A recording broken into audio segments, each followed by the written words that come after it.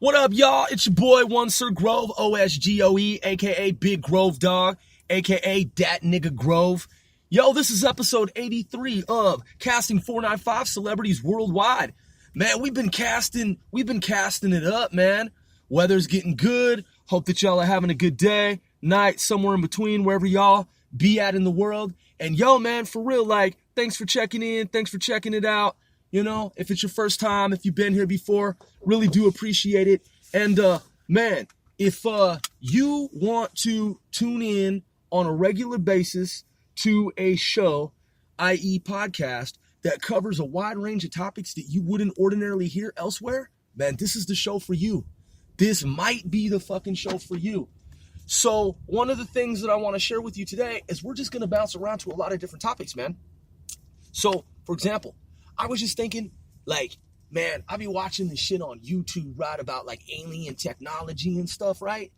And one of the things, man, that popped into mind that I hadn't really thought of for a while, but, I did think about. By the way, this is a mobile podcast. It was in the back of my mind. One of the things that I think is fucking ultra rad, man, is how the gray aliens from Zeta Reticuli, how they spun themselves into a cocoon, right? They have this, okay, so I should be more specific. Not exactly a cocoon like you might think about when you think, or think of when you think cocoon. What is a cocoon, right? What type of creature is inside of a cocoon? They're suits. They're suits that are made of this material, this meta material. And like a 3D printer will print with 3D materials. Apparently, according to Intel, according to reports and information on file, records, observations, reports, you name it, in terms of extraterrestrial intelligence activity, the Zetas, man, the Greys, to get here from where they're from, or one of the many places that they're from in the universe or that they've been to get here, they at some point, they would stand in this contrivance, right? So this device, they would stand in it. And while standing in it, this machine, like a 3D printer, would entomb their bodies, not for death, but for hyperspace flight, would entomb their bodies, would spin this material around them that allowed for their bodies to withstand deep space interstellar flight at incredibly high superluminal rates of speed, basically time travel, right? And they then would have implanted in their minds, in their brains, they would have these augmentations that allowed them to, when in this state of mind whereby they're flying through hyperspace, right? They're able to control the spacecraft by using their minds. So when they're in this deep state of meta consciousness and they're under these extreme stresses of flying through deep interstellar space, asteroid belts, you name it, just fucking out of this world, literally, pun intended, out of this world shit, right? For extended periods of time, they might be half awake or half asleep. Their brains, nonetheless, are able to control these crafts, these superluminal hyperspace crafts.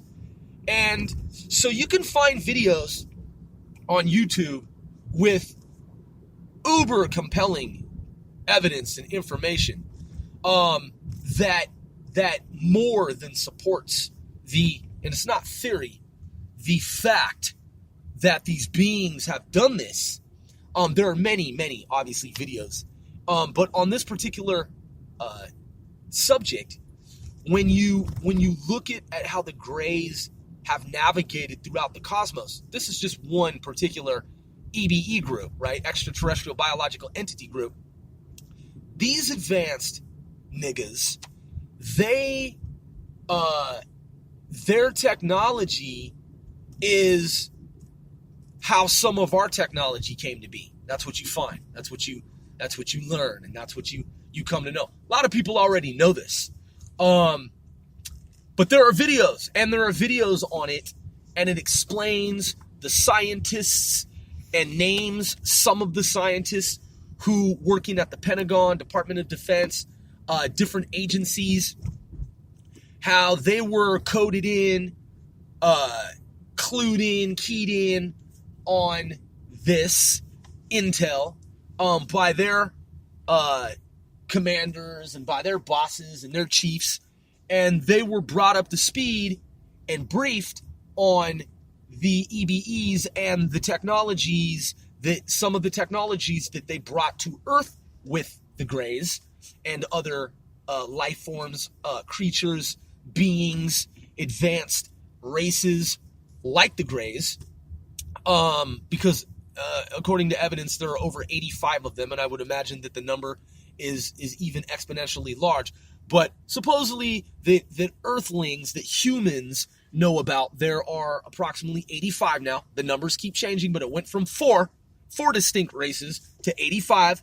So there's got to be another one somewhere that someone's not talking about, right? That someone hasn't mentioned.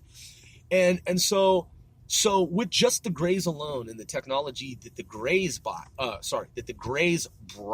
to Earth with them, right? That's how fiber optics came to be. And that's how Teflon vests and Teflon materials in general came to be. That is how the internet came to be, because fiber optics was the basis for the modern internet. And the optical lens that can be placed in one's eye that then provides a heads-up display while in the eye. So in other words, instead of putting on Google Glass, right, like the glasses that you put on that will show you internet content and information up close by putting on these like sunglasses type visors. So you put on these glasses, they look like a visor or they look like sunglasses. They're different models and different versions. But Google Glass, if you're not familiar with it, you put these glasses made by Google, eyeglasses, you put them on your eyes like you would like reading glasses, and it shows you internet content. Like you can see internet content in front of your in front of you in the lenses of these glasses. So in that, the military had long been working and has long been working on implants for the eye. So you don't even need to put on glasses. You just have the internet in your fucking mind because it's in your eye and it's just optically there implanted as an augmentation inside your eyeball or as a contact lens over your eye. So basically, the internet is now in you and you are the web, right? Is what the hope of these mad scientists is, right? It's the hope of these mad scientists. So understanding all that, one ought to know those technologies already exist. And they came from the Greys and other beings such as the Greys. So those very distinct technologies, those very highly over the horizon of space-time advanced technologies at the time, they're not so over the horizon of space-time anymore because they exist. They are the internet. They are Teflon.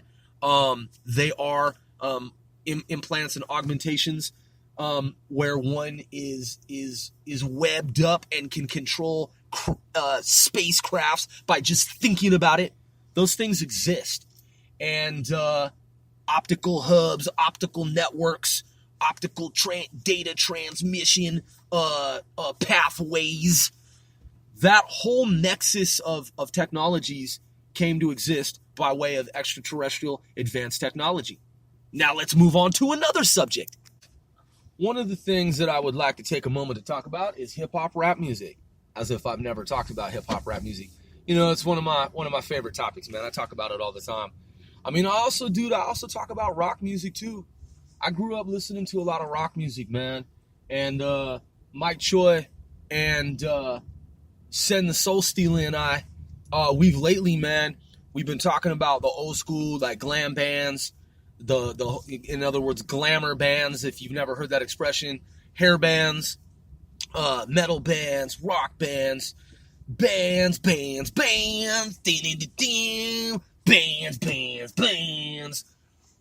man, I watched this movie back in the 80s. I'm pretty sure it's called Band of the Hand. That shit was fucking, I mean, I'm sure if I watch it now, it'd probably be campy, like, oh wow, I thought this was hard back in the day. And then it's like, I watch it and I'm like, this is cheesy. But then again, man, it might not be. Because, okay, let's talk about that for a minute. So, music, movies, 80s, right? Back then, right? Fucking, there used to be movies that you'd watch it in the 80s and it'd be like an action movie. I'll give you an example. Firefox with Clint Eastwood. I've talked about this before. Clint Eastwood, he plays this, dude, if you've never seen Firefox, man, Firefox is one of the raddest fucking 1980s movies, dude. And I watched it not too long ago just to see if it still had the same feel. I watched it, I'll tell you where I watched it. I watched it in Washington State at the Alderwood Mall, the Alderwood Cinema, when it first came out. Alderwood Mall was like a modern mall back in the day on the West Coast. And it was like like back then it was considered like a higher level mall than like some other malls, right? It was like nice, right? And they had this theater that was tight. It was called Alderwood Cinema, right? Alderwood Theater. And Alderwood Theater, man, they had it was like fucking new, like when I started watching movies there. And because there'd been one theater, then they made this new theater, and it had all the nicest, latest shit, right? It was like the latest, greatest technology for watching movies. I mean, it wasn't IMAX or anything, but it was like a new theater back in the 80s. And I saw E.T. there.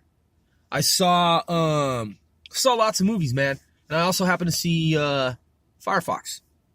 And, dude, like, I don't want to give it away. I don't want to give any spoilers or anything. It's one of those 80s movies, man, where if you ain't seen it, just watch it. Don't wiki it. Don't read anything about it. Just watch it from beginning to end, right? Clint Eastwood, Firefox. Like I said, don't read anything about it. Don't wiki it. Just watch it. Because niggas be giving away too much information nowadays in terms of spoilers, man.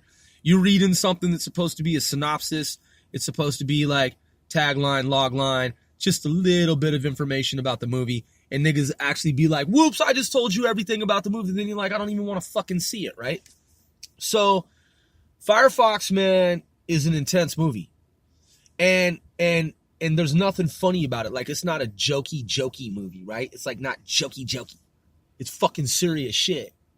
But, you know, there are movies that's what they had intended to do back then, is have something that was like serious. And then you go back and watch it, kind of like the A-Team. The A-Team, man. I'll be watching the old with B.A. Baracus and, you know, Face and Hannibal and them, dude, Murdoch. Yo, I'll be watching the old, like, repeats of the A-Team. They be having, like, explosions, and they be driving in the little black van and shit, and doing the little weapons thing and the little tactics and shit. And you're just like, yo, man, this is funny. It's campy. But Firefox, dude, look, they didn't have all the super CG shit that we have now, right? And there's like, okay, like I said, I wasn't going to get into anything, but I'll just say aerial dogfights, like in terms of aircraft, right? They have that, and you might say, yo, like there's movies out now that have better like quality. I mean, it's the fucking 80s, dude. In the 1980s, but it doesn't even matter though, because I watched the movie the whole way through, and that shit was like, dude, just the premise of the movie, just the fucking premise of the movie alone, to take place back then, man, during the Soviet Union, dude, that shit is hardcore, man. Even to this day, that movie's fucking tight. Firefox, honestly, dude, is one of the tightest fucking, it's one of the tightest movies, dude, of the 1980s, for sure. But you know, some movies, they don't have the feel when you watch it as an adult. You're like, you know, I saw that movie back a long time ago, and I want to see if I still feel the same way about it, because I ain't seen it in 25, 30, 35 years or something like that, right? And so Firefox is one of those movies that I would say has stood the test of time. Like, every time, it's still just like, damn, that shit is fucking brazy. So bands, right? We've been talking about bands, like old school bands. Michael J.K. Choi, Sendo, a.k.a. Send the Soul Stealer, and your boy Once Grove.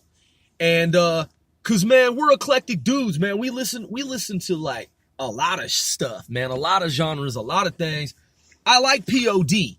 I like the Christian rock band P.O.D. Fucking P.O.D. is one of my favorite groups. I like Linkin Park. I like the old Metallica. I like the old school, like Judas Priest. Some Black Sabbath. Man, Journey. The group Journey. Foreigner. Dude, Foreigner, man. Def Leppard. The group Rat with 2 T's. Rat, R-A-T-T. That shit was fucking crazy, G. Man, who else was back then? Van Halen. Fucking the grunge shit, man. Stone Temple Pilots. Pearl Jam. Tool. Man, Tool. Alice in Chains, Dem Bones, dude. The beginning of Nirvana, but I mean, look, Dem Bones, the beginning of Alice in Chains, Dem Bones, so dope, dude, so dope. They got the song The Rooster. Hey, here they come to stop the rooster. No, he ain't gonna die. Look, I can't even sing, man, and I ain't got those lyrics down tight. But, man, they tried to get the rooster, and I believe it was Vietnam War, and he had red hair and shit, and they was trying to get him, and he wasn't going down, if that story that I heard is true. But, man, shit, fucking Metallica 1, man, even new stuff, man. I'm a huge fan of Disturbed, Queensryche. My favorite rock band of all time, man. Queensryche. Man, them my dudes, man. Like I haven't met those guys, but in my mind, man, like, them my dudes, man. Like, fucking, I mean, look, okay, so on the level of rock, okay, I'm talking Whitesnake, I'm talking Ozzy Osbourne, the Prince of Darkness, fucking, man, Megadeth, Iron Maiden, and who else, man? Who else was fucking just rocking on some fucking, man, who, okay, let me think. Okay, so back when I was listening to early, to mid-80s soft rock love songs, ballads, you had, like, Air Supply, fucking, who else was back then? The Police, Billy Joel, Sting, obviously, like, Bohemian Rhapsody, the song Queen by Queen, Eddie Mercury and them dudes, man, fucking, now I always get this wrong. I always thought it was Emerson, Lake and Powell, but someone told me, and I'm not even gonna look it up on the other device, man. I don't want to source any of this. This is all from memory, man. But I you know what? Fuck it. We're gonna look it up. Because I always got it wrong. Because there was Electric Light Orchestra, right? Back when hold on, man. We about to Google some shit here. Was it Emerson, Lake and Powell? Emerson, Lake and Powell, or Palmer? Let's see, it's gonna bring it up here. Who? Okay, Lake and Powell, Palmer. Hold up, y'all. Bear with your boy. It was Emerson, Lake and Powell, but who was Palmer? Emerson, Lake and Powell, sometimes abbreviated as ELP. ELPOWELL or ELP2 were an English progressive rock band, an offshoot or variant lineup of, so they were a variant of Emerson, Lake, and Palmer. That was the confusion that I had on my mind that has now been cleared. Dope. So, I mean, shit, man, look, anything, man. I like the Beatles. I like Paul McCartney. I like them all, dude. All the old school stuff is dope, man. Like, I'm talking about like back in the day, dude, you had to be extra fresh when you put out some music, man. And I read this book when I was in college. It was called, I want to say it was Made Men. Don't quote me on that. But it might have been Made Men, and it was about the music industry and the mobs and shit, and how, like, back in the day with payola systems, or maybe even before payola, I can't remember, and it might have been a different book, but I think it was Made Men. They were talking about how, and by the way, I read this book back in like the late 80s or early 2000s, and it was talking about how back in the day, when record companies in America first began, like America's a new country, and then like the TV show, the series Deadwood, where they're like building America from the old west and shit, from the pilgrims and the natives, right? And they're building up to like the land and the homesteadings. They had the homestead going on. Who's this? Fucking trying to spam and shit. They build it up, right? And then we got to the point where we had commerce on a whole new level of in industry, right? So when the record company's music industry came to first exist, according to what I believe I read, unless it's a false memory, when a record label had an artist, god damn, what the fuck, man, I'm about to mute this shit. Fuck is, man, just hanging up and shit, man. I'm fucking busy, man. I'm on a podcast. No disrespect, but shit, I just need to turn the volume down on this joint. So what I was saying was that back in the day, you would have the record label was the artist. There wasn't like other artists on a record label. A record label was an artist. So the record company would be built around one artist. There wasn't any such thing as signing a new artist to that label, because that was unheard of and it didn't make any sense in the context of then versus now. So back then, a label would be one artist. And again, there was no notion, there was no thought to ever bring another artist to that label, because it wouldn't make sense. It was like, what to sign what? To who what? You're saying sign another human being to the company we create? Like, niggas would think what you're saying back then in the times in the past, right? In the times of old, they would think you were talking gibberish, man. Like, they would think you were a weirdo motherfucker. Like, it wouldn't even jibe. It wouldn't even make any sense in their minds. It was incomprehensible, right? Because there was no such thing. It just didn't make any fucking sense. It didn't factor into the old way of doing business. It wasn't a part of how the world of recording arts, music was done back then, man. And so you just have one, like every label was just one artist, okay? And so when you look at that history, compared to now, you have obviously labels where there are multiple artists. I mean, that's what a label is now. It's a totally different business model than it used to be. So you have all these different artists who are signed to one label, and they have different types of music sometimes depending on the label.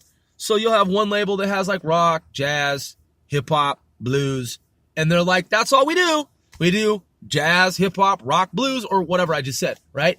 And you're like, well, I've got a ska band. And they're like, oh, sorry, dude, we don't do ska. Like, our label just doesn't do ska. Like, sorry, pal, right? Whereas other label, is all ska. Like, they only fuck with ska. You know what I mean? Like, their label will not entertain any suggestions, thoughts, interests, concerns, any type of inquiries, any type of information pertaining to fucking anything but ska goddamn fucking righteous ass music, right? Then, of course, there are labels that they might be ska, mostly, but then they might do some country shit. They're like, yeah, we do country and ska. You're like, oh, you're a country and ska label? They're like, yeah. But we don't fuck with rap though. We don't fuck with hip hop. I mean, so they mix it up. Depends on the label. Keep in mind, back in the day, it was one, according to my memory of at least some timeline, it didn't work that way. It was one type of music, okay? It was one type of music, and it was one artist for that label, right? Or one band. But it didn't go beyond one band or one artist. So, man, when we look back, dude, at the day of, like, was it Juice Newton? Come on, man. So, Gloria Estefan, Miami Sound Machine. There's so many names, man. So many dates. So many. Let me look this up. Miami. Come on, Google, man. Faster. Okay, Google. Okay, Google. I knew it wasn't going to work. Every time I want for this shit to work on the podcast, it's some weird effect shit, so I just got to manually enter it. Gloria Estefan, Juice Newton. All right, so we're bringing this up here. Oh, and of course, Google says, I just got to manually enter it. Excuse me. So here's Gloria Estefan. Looking back. Diane Warren. Okay, who was Juice Newton? What was Juice Newton? Juice Newton. Let's see what comes up. Juice Newton, American singer. And fuck, it's recording what I'm saying here. Juice Newton, American singer. All right. Judy K. Juice Newton born. This is from Wikipedia. February 18, 1952 is an American pop and country singer. In 2005, Newton appeared on the TV show Hit Me Baby One More Time. All right, let's expand this view here on this mobile app. Okay, birth name, Judy K. Newton, singer, songwriter, musician, vocals, acoustic guitar, percussion, capital RCA. You know what's interesting is earlier I was thinking RCA. Years active, 1975 to present. So she would be active for 43 years. Associated acts, Kenny Rogers, Dolly Parton, Rose. Oh, okay, shit. Alabama, Eddie Rabbitt, Crystal Gale. So she was associated with Kenny Rogers, which is interesting because last night, Mike Choi and I were strategizing and with Send the Soul Stealer on two separate communiques. And Mike and I had been talking about Kenny Rogers and Kenny Loggins. All right. So it says Newton had several gold and platinum records to her credit, including Juice, Quiet Lies, and her first greatest hits album. During the 1980s, she charted 14 top 10 hits across the Billboard.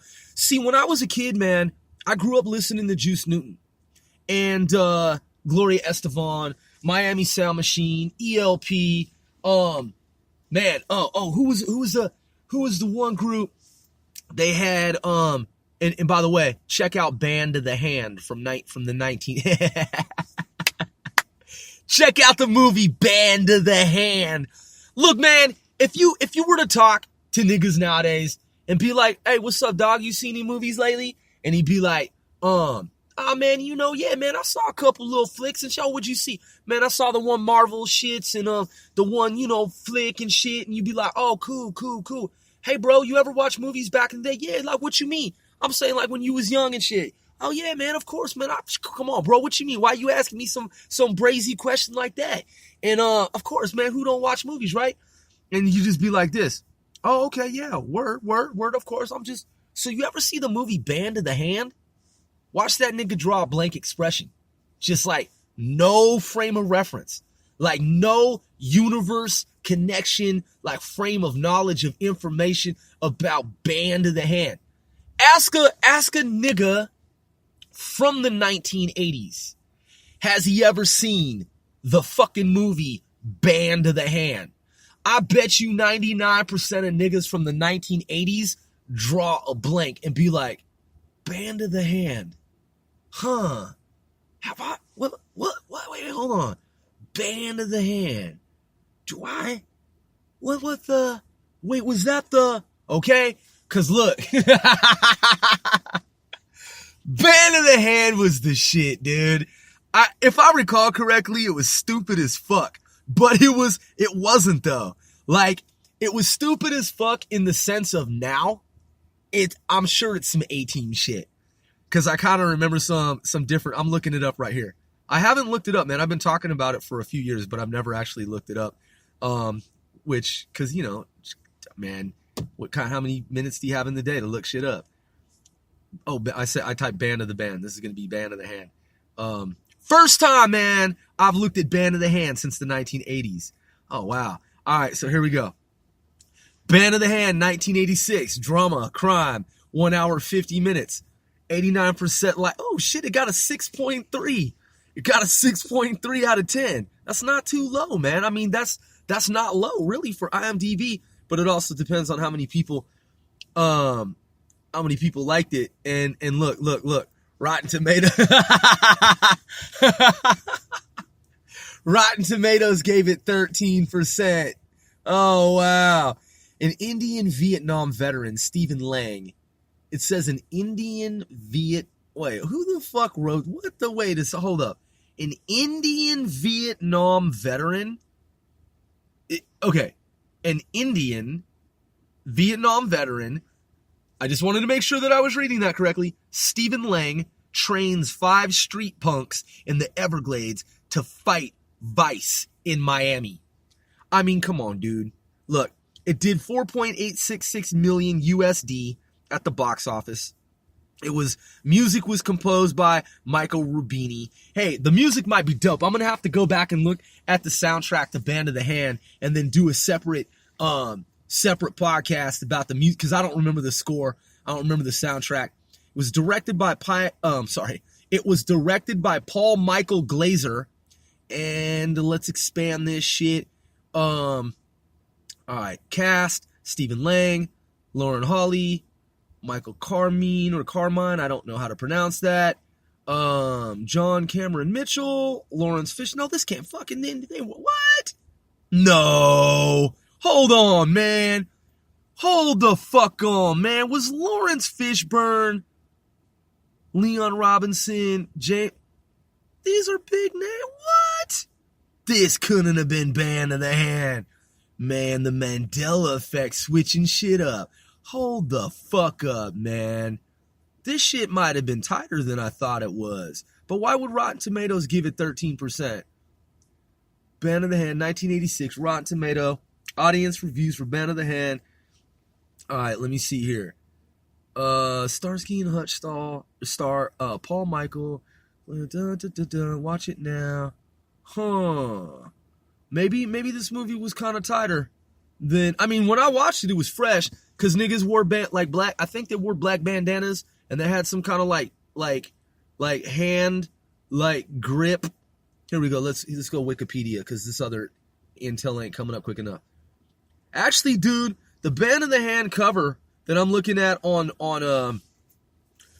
fucking I'm gonna have to watch this movie again, man, from beginning to end. The cover's dope.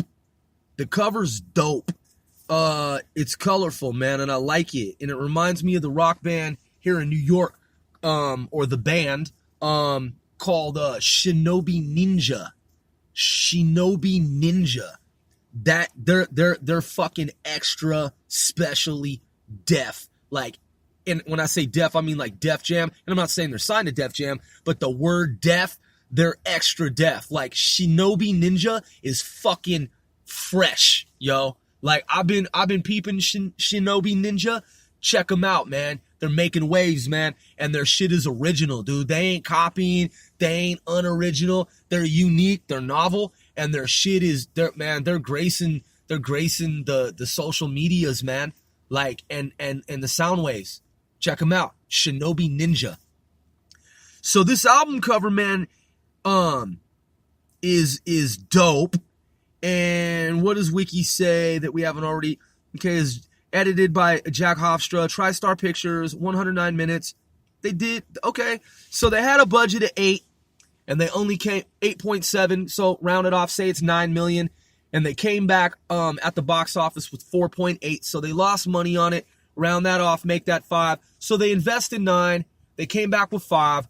Simple math, brothers. The ratio, right? 9 minus 5. Nigga, they lost $4 million, right? The film, but I mean, shit, sometimes that don't mean that the movie's whack, though. It don't mean that the movie's whack. It's just that sometimes, man, the marketing and advertising ain't done properly. And I'm not saying that that's the case here and that's what happened, but that can happen like that. Like, you could see a movie and it might not have done well at the box office, but you might be like, this is a dope movie, man. It just wasn't advertised and marketed properly and other factors and such. But, so it says the plot. Story involves a group of 5 juvenile delinquents in their teens who are doomed to be prosecuted as adults for their crimes unless they take part in a new experimental program led by Vietnam veteran Native American named Indian Joe and Tegra. So named Indian Joe Tegra, Stephen Lang from the Everglades. The 5 teens include 2 rival gang leaders, Ruben Pacheco, Michael, is it Carmine or Carmine? The leader of the Homeboys, serving a 3-year sentence for aggravated assault and armed robbery. Moss Roosevelt, Leon Robinson, the leader of the 27th Avenue Players, also serving a 3-year sentence for assault and armed robbery. Carlos Aragon, Aragon Quinn, a drug trafficker serving a 4-year sentence after being arrested in a police sting. James Lee, J.L. McEwen, if I'm pronouncing that correctly, John Cameron Mitchell, a violent punk serving a 10-year sentence for manslaughter of his abusive and alcoholic father and various arson charges.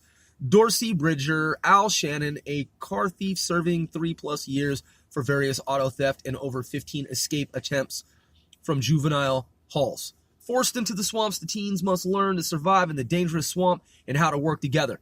So that's my citation from Wikipedia, Band of the Hand. I'm gonna have to go back and give this movie another watch, another go round, man, another go, just to see, man, you know what I'm saying, how I'm feeling about it. Maybe it's got a dope soundtrack, and I'll report back to y'all on that.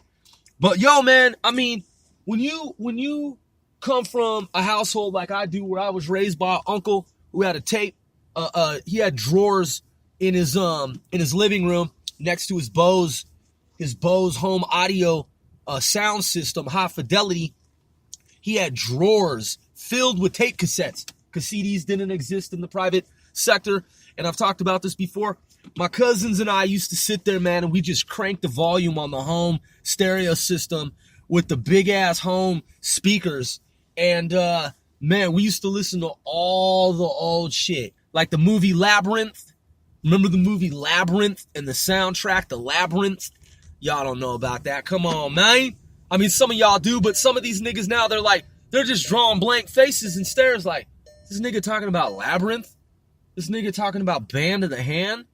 This nigga talking about Firefox? Is he talking about, like, the browser and shit? Like, you know, Netscape, nigga. But for real, we gonna cover some more of this, man. And, do the history, do the research, look it up, cross-reference it, man. Don't take my word for it, man. I could be inaccurate. I could be wrong as fuck. I could be mistaken. You know what I'm saying? Connect the data points, do the link analyses, corroborate or do not corroborate, confirm, do not confirm. Man, I'm your boy, One Sir Grove, and this has been History in the Making.